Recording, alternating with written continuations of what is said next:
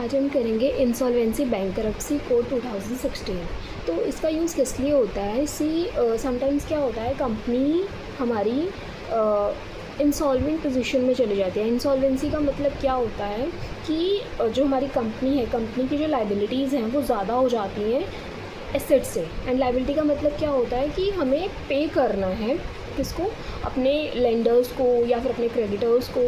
तो जब वो ज़्यादा हो जाती हैं तो आईबीसी पिक्चर में आता है।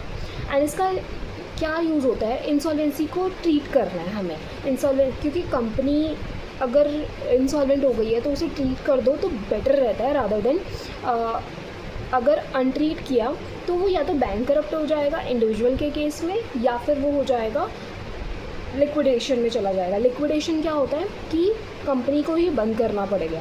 अब कंपनी को बंद करेंगे तो बहुत ज़्यादा प्रॉब्लम हो जाएगी, एम्प्लॉयमेंट का इशू, बहुत सारी प्रॉब्लम्स हो जाती है। तो नेक्स्ट क्या रहता है कि हम उसे ट्रीट करते हैं। अभी थोड़ा सा बर्ड आई व्यू मैं प्रोवाइड करती हूँ जिससे आपको एक ग्लिम्स मिल जाएगा। आज सिर्फ ग्लिम्स प्रोवाइड करेंगे। जैसे कि अब इंसॉल्वेंसी है, इंसॉल्वेंसी के केस में कैसा रहता है कि हमें किसी को लाइबिलिटीज़ इंक्रीज़ हो गई हैं। As I told you, liability as compare to asset increase हो गई। तो लाइबिलिटी जब इंक्रीज़ हो जाती है तो कैसे पता चलता है, मतलब लाइबिलिटी का मतलब क्या होता है कि किसी को हमें पे करना है, और वो पे किसको करना होता है, जिसमें लाइक क्रेडिटर्स। अब क्रेडिटर्स क्या होता है, क्रेडिटर्स इज़ लाइक जिस पर्सनस को हमें जिससे हमने परचेज़ किया या जिससे हमने लोन लिया तो उसे हमें वापस रीपे करना है, दैट इज़ आवर लाइबिलिटी ना।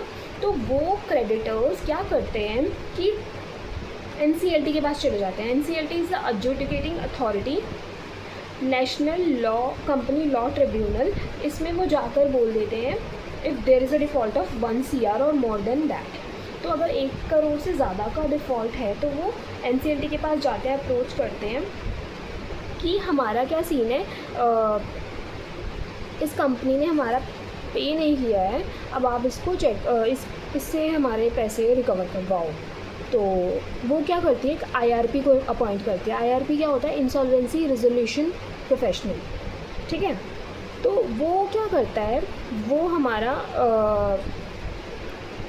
सीओसी की committee, COC committee of creditors, वो क्रिएट करता है। सीओसी फिर रिजोल्यूशन प्रोफेशनल को बनाती है। देखो आईआरपी क्या होता है, वो कुछ टाइम के लिए होता है कि थोड़ा सा वो संभाल लेगा। जब वो एक सीओसी बन जाएगी तो सीओसी मेन आरपी को अपॉइंट करता है। Main RP can be IRP, कि आईआरपी को ही दोबारा से रिजोल्यूशन प्रोफेशनल बना दिया, या फिर हम नए पर्सन को भी अपॉइंट कर देते हैं। जो रिजोल्यूशन प्रोफेशनल होता है वो क्या करता है, वो हमारे पब्लिक में नोटिस इशू करता है और पब्लिक से बोलता है कि भाई तुम्हारे पास अगर है ना कोई भी अपना रेजोल्यूशन प्लान है तो लेकर आओ।